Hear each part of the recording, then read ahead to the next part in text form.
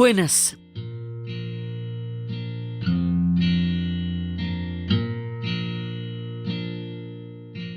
Este es el último capítulo de estos 3 de nuestra pequeña miniserie sobre los 50 años del Festival de Woodstock.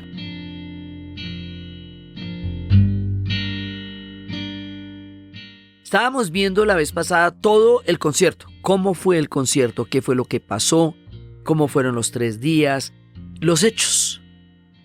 Pero cuando una cosa de estas tiene las implicaciones de lo que tendría el Festival de Woodstock, es porque va a dejar un legado, es porque va a haber unos ecos, es porque van a pasar muchas cosas alrededor del hecho del concierto mismo, que lo van a trascender en el tiempo y que le van a dar ese carácter icónico que tiene hoy en la historia. Así que hoy vamos a hablar de los ecos y del legado de Woodstock, para entender por qué iluminó de tal manera una época y por qué sigue siendo una referencia para muchas cosas en la actualidad.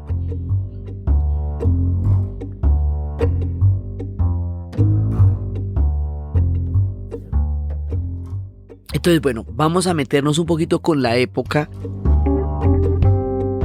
Habíamos contado en el primer capítulo el contexto del movimiento por los derechos civiles, los movimientos estudiantiles, todo lo que estaba ocurriendo dentro del fenómeno de la contracultura.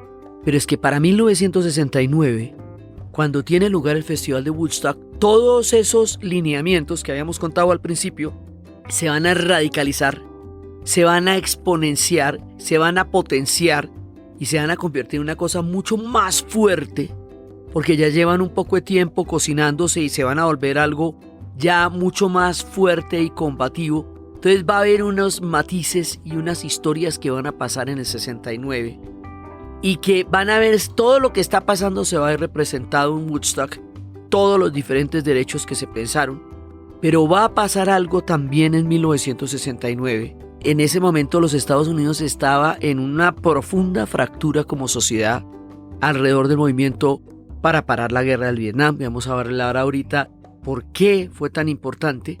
Están pasando muchas cosas. Como vimos, el hombre fue a la luna y todas las implicaciones planetarias y cósmicas de la llegada del hombre a la luna ese 20 de julio de 1969. Pero el 28 de junio de 1969 va a tener lugar un evento de la mayor importancia. El evento como tal van a ser unos disturbios en un bar de Nueva York que se llama Stonewall.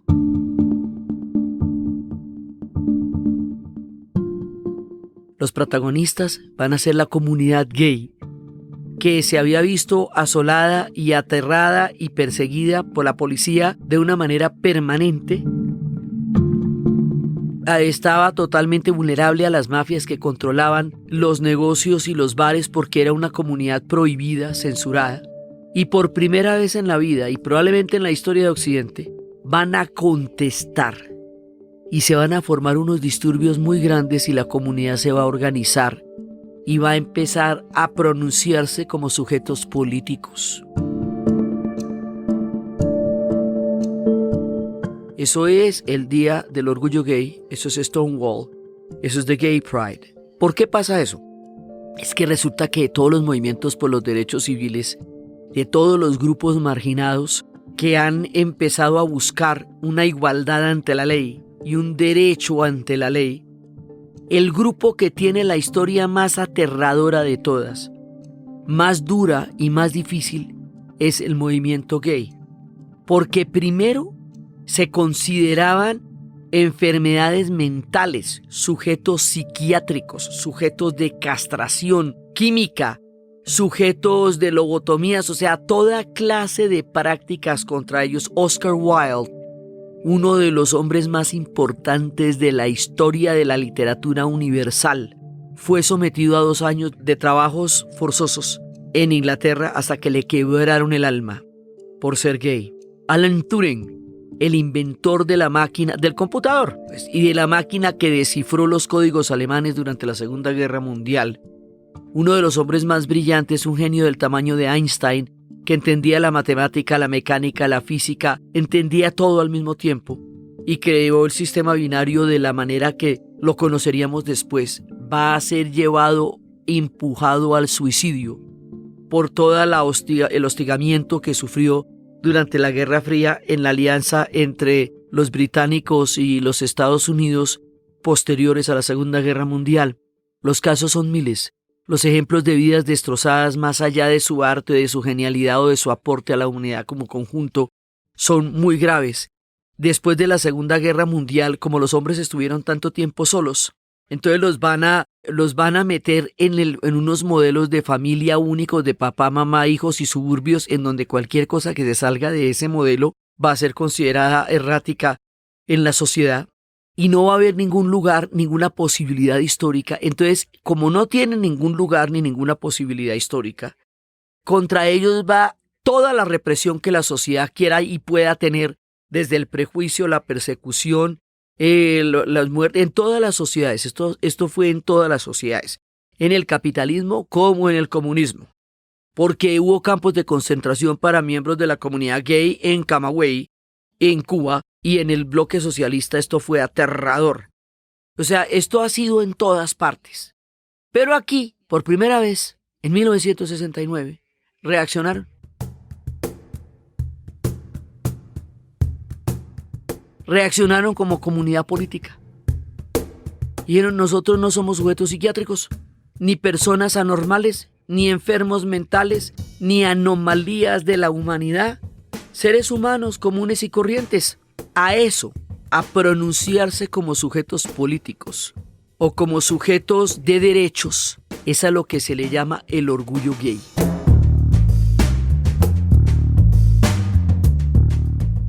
El orgullo gay es el derecho a tener diferentes orientaciones sexuales dentro de una sociedad y no ser juzgado por eso.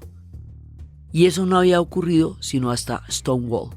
Porque también en esta época son los 50 años de Stonewall, que se han celebrado también en muchas partes con todas las diferentes marchas del orgullo gay. El orgullo gay es la pronunciación política.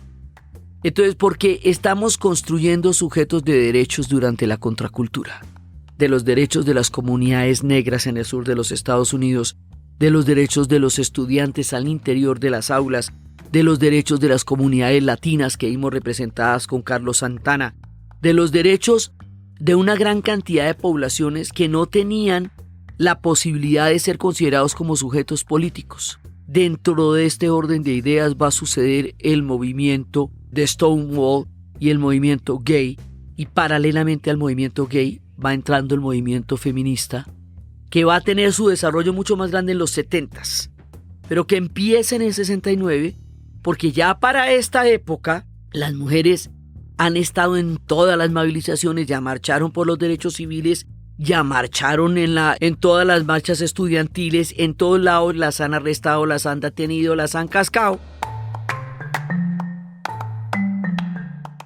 Pero no tienen los mismos derechos políticos dentro de las organizaciones.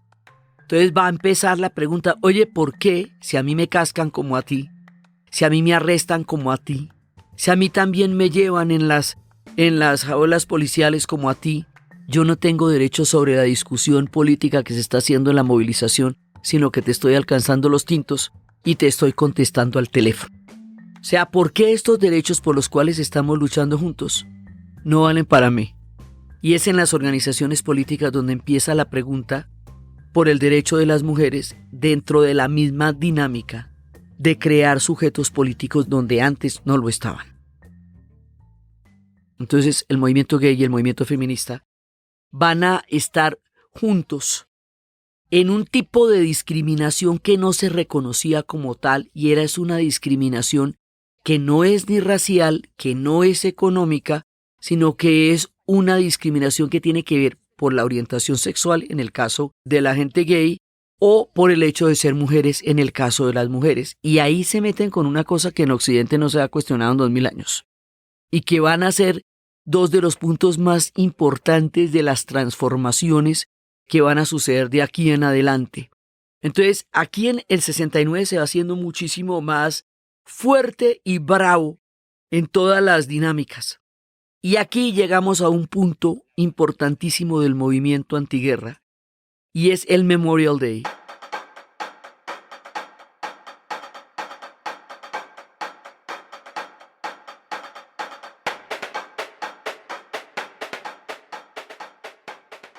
El Memorial Day es el día que se conmemora la participación de los ejércitos norteamericanos en las diferentes guerras, tanto de la historia de los Estados Unidos como de la historia de los otros pueblos. Es un día para conmemorar la gloria y la victoria del ejército norteamericano en su historia.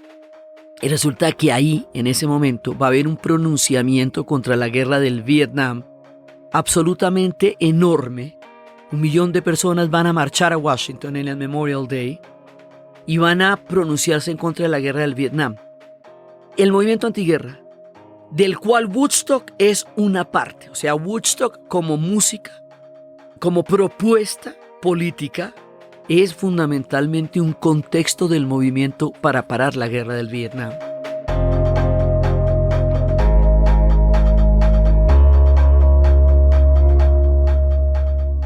¿Por qué era tan importante parar la guerra del Vietnam?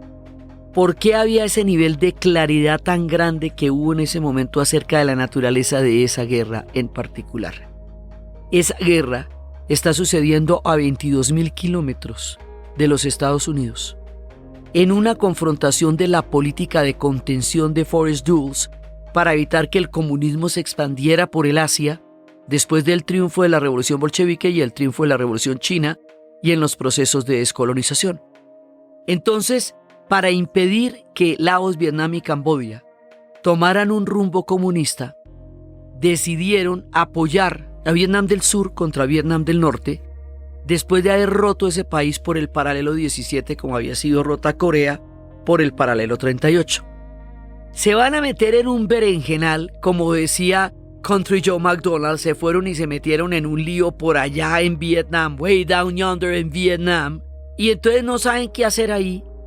Esa no es su guerra, no tiene nada que ver con ellos, pero es una guerra geopolítica entre potencias, enfrentándose en los conflictos de una cultura completamente ajena, una cultura budista, confucionista, milenaria, con un sentido de la naturaleza y de la vida totalmente diferente, enamorada de su largo pasado frente a una cultura futurista reciente, capitalista, productiva. Por ejemplo, los ancianos para los vietnamitas eran la fuente del saber, los seres de crepúsculo que entendían la diferencia entre la vida y la muerte. Para la gente en Estados Unidos eran personas no productivas. Una matanza de ancianos en Vietnam es una ruptura de cadenas que unen, los hilos que unen el pasado con el presente.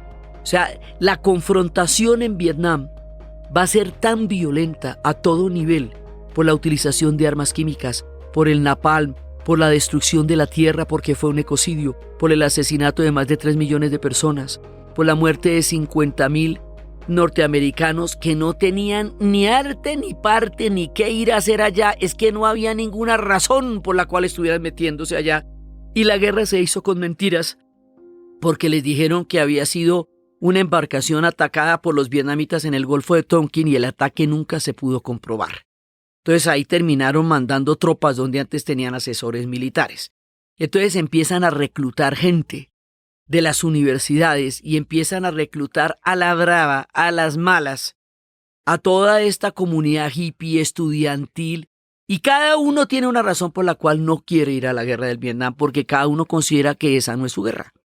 Entonces, como cada uno tiene una razón para no ir a la guerra del Vietnam, esa razón nos va a juntar a todos, y eso es lo que va a hacer un movimiento de masas. Y dentro de ese movimiento de masas, Woodstock va a ser un punto totalmente alto de lo que va a ser esto, Woodstock y el Memorial Day, porque son los momentos en que el debate acerca del Vietnam se pone de frente. O sea, no tenemos por qué estar, ni esa guerra tiene que pelearse, ni nosotros tenemos por qué pelearla, ni hay que mantenerse allá. Pero además, a partir de 1968, después de la ofensiva del Tet, fuera de que la guerra no tiene sentido, fuera de que es demencial, fuera de que ha llegado a un nivel de degradación absolutamente terrible, empieza a perderse. Y la van a perder. Y eso ya les resulta imperdonable. Porque además de todo, fuera de que no tienen ninguna razón, la pierden.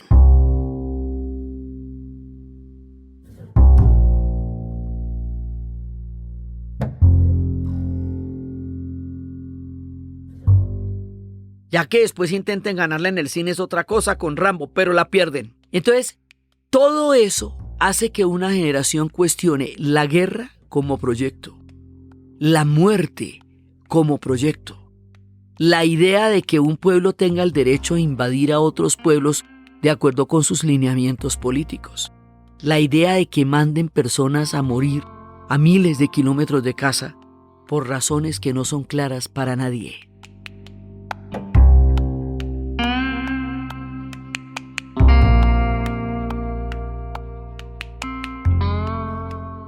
Entonces, por todo este conjunto de cosas, van a estar en contra de la guerra del Vietnam. Nixon va a ser elegido presidente. Nixon sube con la idea de que va a terminar con la guerra y lo que hace es extenderla a Laos y a Camboya. Entonces ellos se dan cuenta que no está pasando que se estén saliendo de ahí. Por eso las movilizaciones para el 69 son enormes.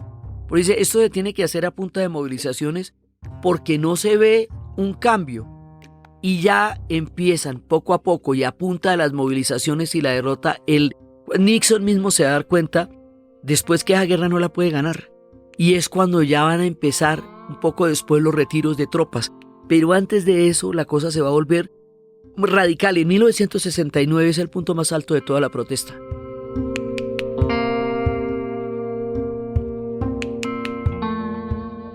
Es el punto en donde todos los movimientos están en su momento más álgido.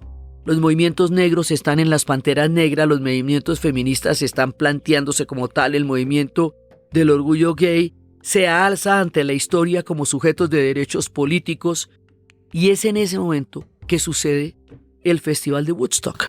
Entonces el Festival de Woodstock se va a convertir en la expresión de todo lo que estaba pasando en ese momento en los Estados Unidos y se va a convertir en el manifiesto de la protesta. Entonces, eso va cambiando todo y va cambiando todo lo que va pasando, la percepción del mundo la va a cambiar. Lo de Stonewall marca un antes y un después de la historia del respeto de los derechos humanos. Lo del movimiento antiguerra va a encontrar en ese momento el punto más alto de protesta porque ya la cosa está en una situación verdaderamente terrible.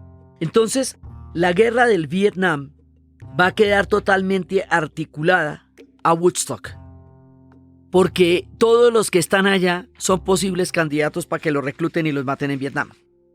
Entonces, si uno lo ve desde el punto de vista político, aquí se descubrió que los conciertos pueden ser capaces de trascender la esfera de lo musical y entrar en un nivel de conciencia diferente y plantear una cantidad de cosas distintas. Este planteamiento es lo que va a hacer que más adelante se vaya a hacer el concierto para Bangladesh que organizará George Harrison para conseguir ayuda para la gente de Bangladesh durante la independencia de Bangladesh en 1971, que será además el puente entre Oriente y Occidente a través de la música entre George Harrison y Ravi Shankar. Después será los conciertos que se hará contra el apartheid para que salga Mandela de la cárcel, el concierto de Live Aid por la ayuda a Etiopía en la hambruna.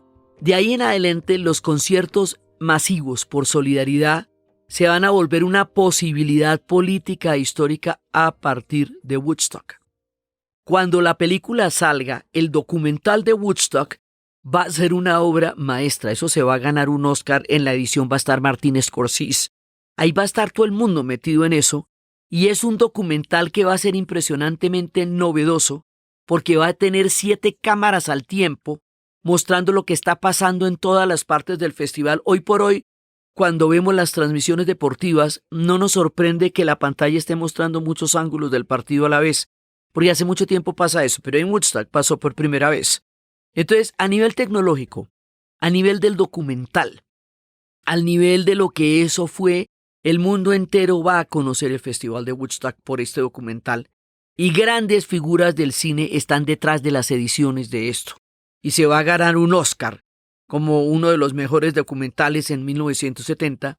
Entonces, el documental mismo es un testimonio muy poderoso de un concierto que en sí mismo fue un testimonio que cambió la conciencia de la época.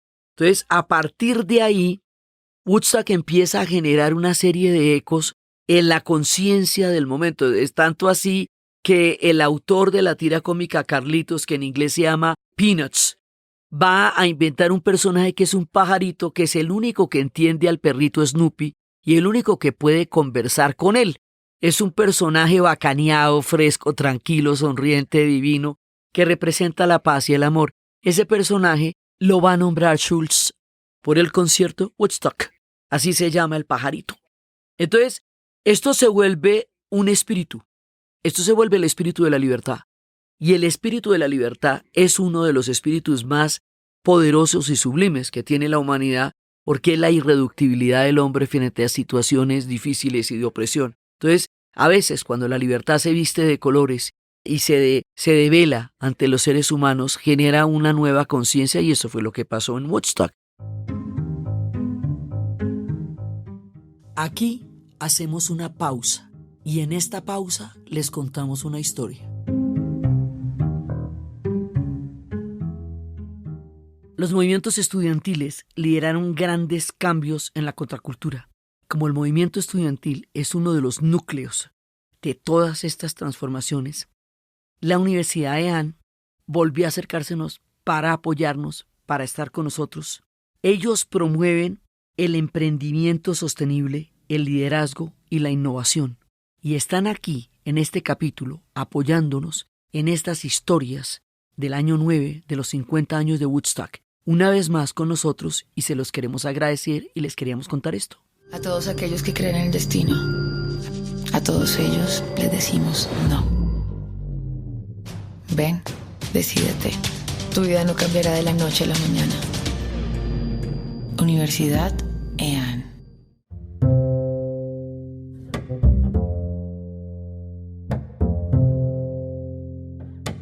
Entonces, de aquí para adelante,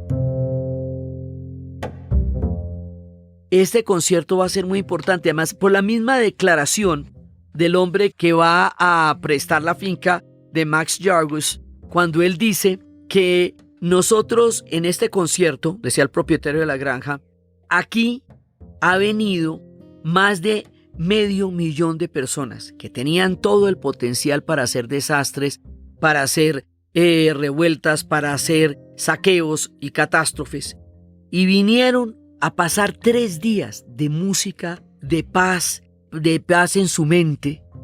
Y si nosotros nos damos cuenta de eso, y si nos damos cuenta de la importancia de lo que ocurrió, nos damos cuenta que juntos podemos sobrellevar y atravesar las adversidades que en este momento está viviendo los Estados Unidos hacia un futuro mucho mejor y de paz.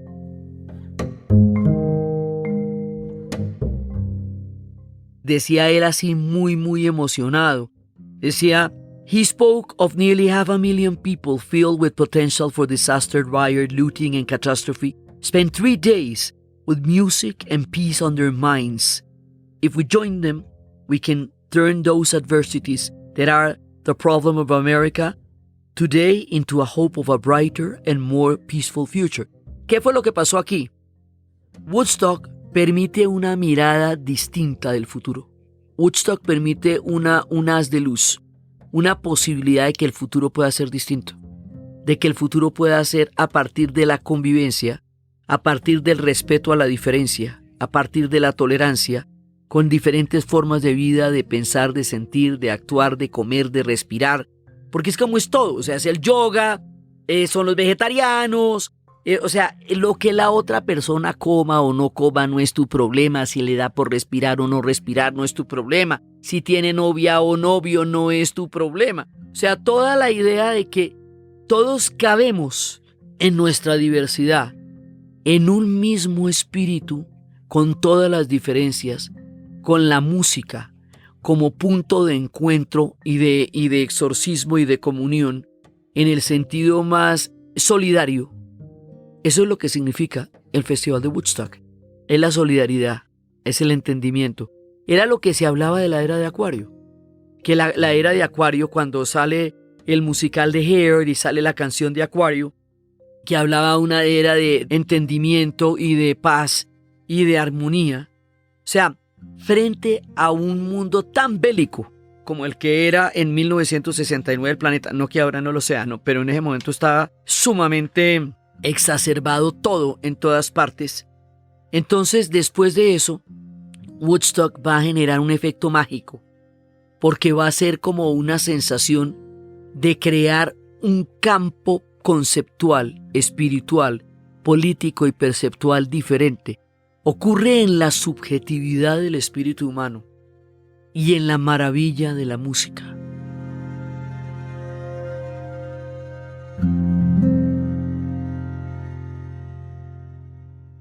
Entonces, bueno, si usted va a ver cómo quedó la finca, pues mire, eso quedó completamente destrozada, porque imagínense que le pasaron 500,000 personas por encima 3 días con aguacero incluido, aquello quedó de dar alaridos. Le dijeron a Max Jarmus que si querría volver a prestar su finca para un evento y dijo, no, gracias, no, dejemos así, a mí me gustó mucho la experiencia, pero dejemos así. A nivel financiero, pues el concierto resultó un desastre, porque imagínate que iban a vender 70,000 boletas y llegaron más o menos 500,000 personas que no pagaron boleta porque el concierto se volvió gratis. Pero más allá del tema de negocios, que era el origen del concierto, que era conseguir un billete para poner un estudio, ¿se acuerda? Para que pudiera cantar un poco de gente. Más allá de eso, lo que pasó ahí fue muchísimo más de lo que fue la inversión, fue muchísimo más de lo que fue el hecho de que el campo hubiera quedado bastante destrozado con el gentío que hubo allá. Fue un estado de conciencia. Por eso es que Abbie Hoffman decía, comparando con la llegada del hombre a la luna, que Woodstock era el primer paso del hombre hacia una conciencia planetaria diferente. Y por eso se acuñó a la generación que estuvo en estos 3 días de paz y amor, se le llamó la generación de Woodstock, la nación de Woodstock, the Woodstock Nation. Entonces, aquí va a empezar la leyenda, y la leyenda la va a dar el documental porque es como el mundo lo va a conocer. Sí, el documental por todo lo que significa, por la narrativa de los hechos del festival, como el documental va a narrar todo este tiempo, no todos los músicos salen en el documental, la labor de edición es impresionante. Ahí estuvo Michael Weilig, Martin Scorsese y Thelma Schoonmaker, que serían grandes descriptores, grandes en el cine. Entonces el documental va a llevarnos a dimensionar lo que pasó ahí. O sea, es el documental lo que nos va a dar la visual de lo que pasó en el Festival de Woodstock.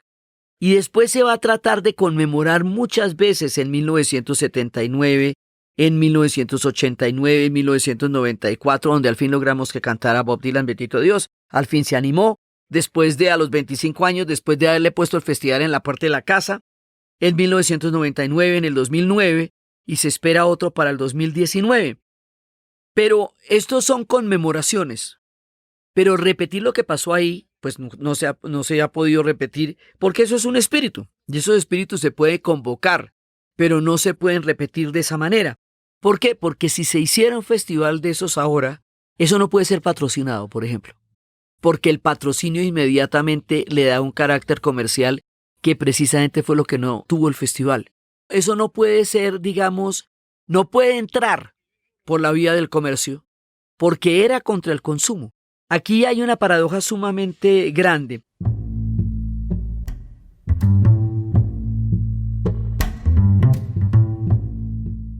Resulta que el capitalismo tiene la posibilidad de tomar los mensajes más críticos, más fuertes, diluir la crítica, quedarse con las formas y volverlos negocios, y volverlos moda y volverlos consumo.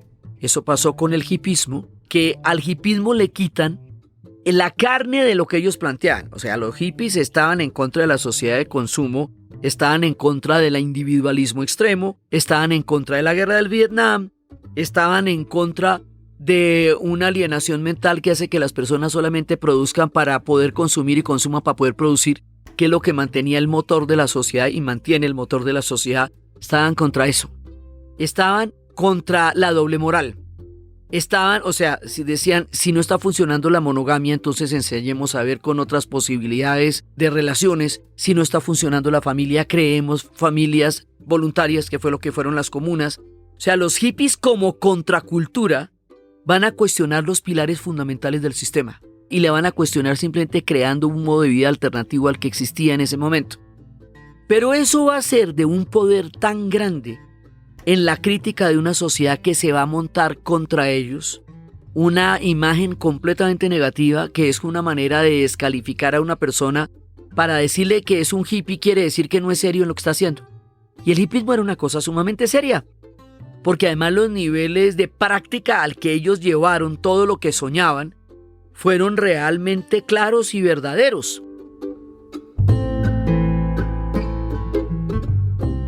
Entonces el hippismo estuvo representado en el Festival de Woodstock de una manera integral, porque era precisamente el espíritu de la inocencia, el espíritu de la solidaridad y de la fraternidad son características del hippismo.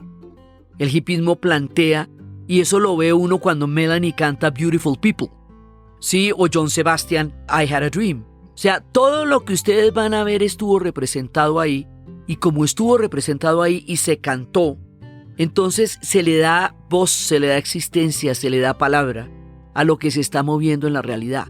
Entonces, claro, repetir la experiencia de Woodstock pues es muy difícil porque después de esto, pues claro, todo esto se va a volver moda, se va a comercializar.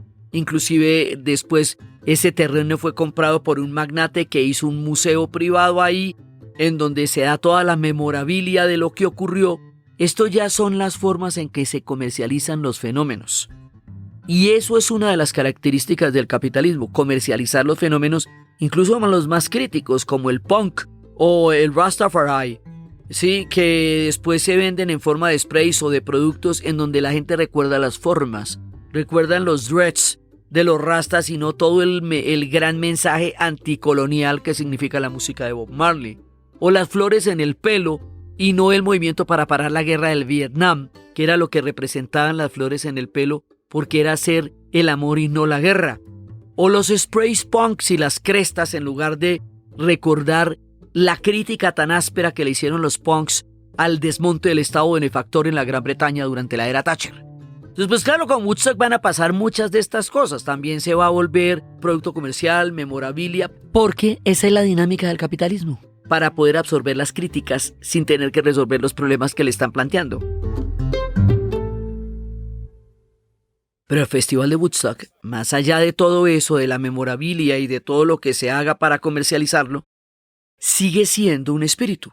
Y ese espíritu, que es el que va permitiendo y va a estar contextualizado con tantas movilizaciones que van a pasar en ese momento, es por el momento en el que ocurrió, por el tiempo en el que pasó, por todo lo que se está cuestionando. De ahí, como hemos dicho, van a salir el movimiento ecológico, porque va a haber una relación completamente diferente con la tierra, porque va a ser una relación con la madre tierra.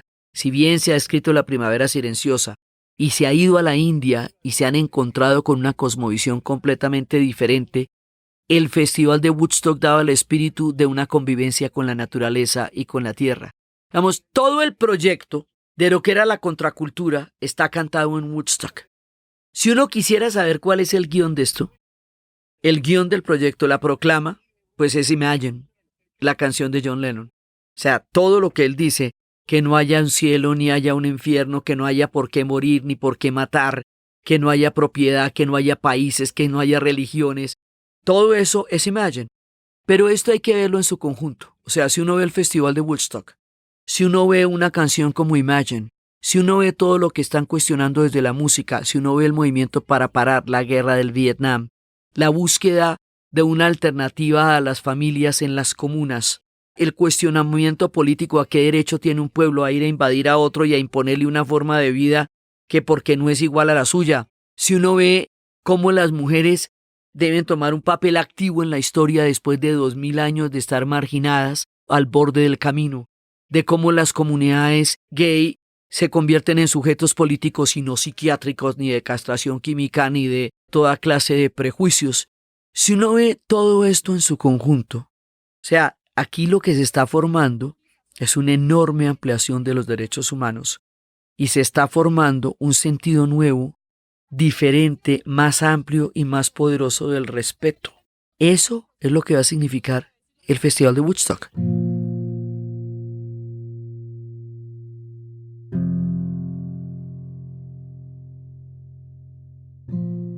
El Festival de Woodstock lo que logra es una síntesis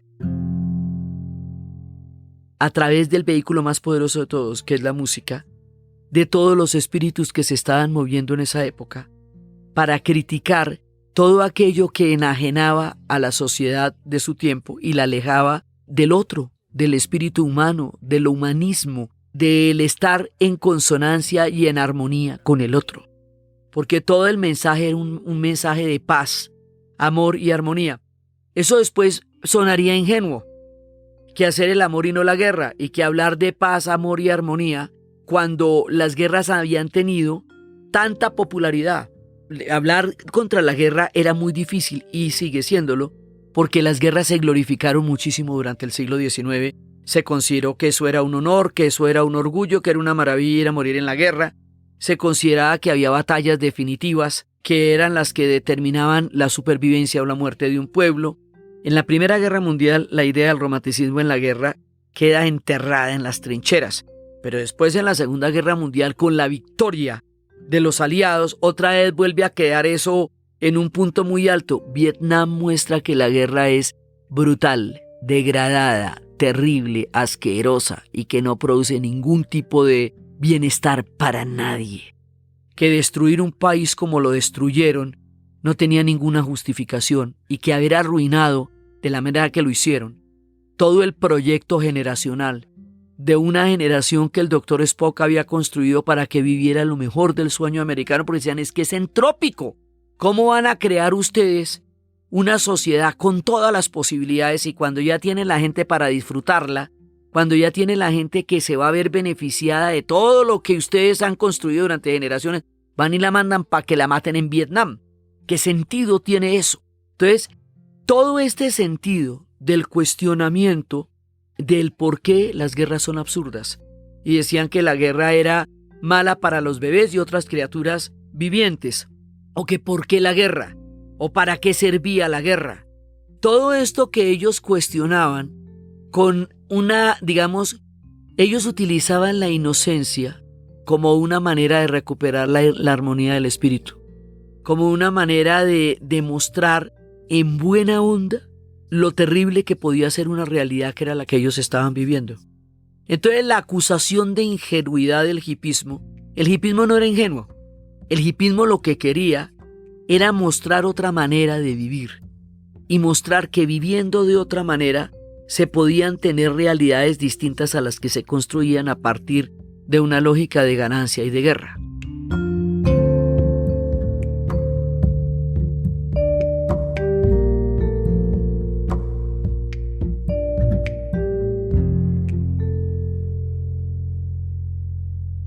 Entonces eso estaba por un lado y por el otro lado estaban todas las movilizaciones y todo eso se va a reunir en un concierto, se va a cantar y sobre eso se va a hacer una película. Eso fue lo que pasó. Pero como había tanto pensamiento ahí, tanta espiritualidad, tanta búsqueda, tanta experimentación, porque es una época de una experimentación muy grande, Woodstock se convierte en la metáfora de la búsqueda de una sociedad diferente de la era de Acuario. Por eso los ecos de Woodstock continúan 50 años después, porque el tema del cambio climático hoy por hoy es una realidad acuciante que nadie puede discutir porque es urgente, porque el tema de la mujer en la historia cambió de manera irreversible en estas últimas décadas, porque el movimiento gay logró un reconocimiento político que no había tenido antes en la historia, porque las comunidades tomaron las decisiones de vivir de otra manera, porque toda esta alteridad y esta diferencia se constituyó en elementos que transformaron la cultura. No es que se hayan acabado las guerras, inclusive resulta de lo más paradójico cómo se dejaron meter un cuento tan absolutamente reforzado como el de Irak, con las armas de destrucción masiva, que tampoco existían, como no existió la declaración del Golfo de Tonkin. ¿Cómo dejaron meter ese cuento otra vez y se dejaron volver a meter en las guerras cuando ya tenían la claridad que hubo con la guerra del Vietnam? Porque la historia es pendular, porque a veces va para un lado y a veces va para el otro. Pero el asunto es que el nivel de conciencia, el nivel de crítica política y el nivel de mirada absolutamente penetrante de diagnóstico y de radiografía de lo que era la sociedad norteamericana en ese momento y de lo que era el mundo en ese momento que se logra en el Festival de Woodstock es lo que va a trascender y nos muestra el poder de la música, el poder del arte, el poder de la convocatoria y el poder de la utopía. Woodstock es la banda sonora de la utopía del siglo XX y sigue siendo parte de una mirada hacia un futuro mejor en un tiempo en que es tan urgente o más de lo que lo era cuando eso se realizó. Por eso el Festival de Woodstock sigue siendo tan importante y 50 años después seguimos hablando de este festival, porque los ecos recorren nuestra cultura, porque las transformaciones se vieron en la vida cotidiana y porque lo que ellos están pensando aún ni siquiera se ha realizado. No es que esté pasado de moda, es que muchas cosas ni siquiera han llegado. Ellos fueron capaces de ver cosas que no eran tan evidentes y de cantarlas y de reunirse y hacer un concierto y contarle a la gente que todo eso era lo que estaban pensando y sintiendo. Eso fue el Festival de Woodstock.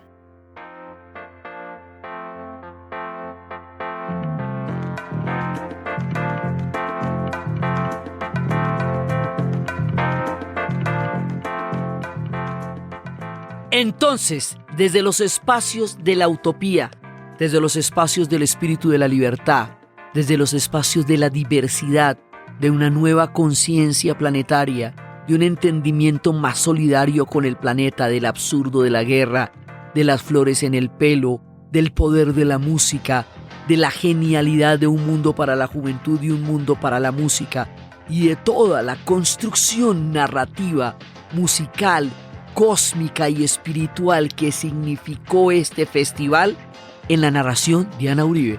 Y para ustedes, feliz día, cualquier día que este sea.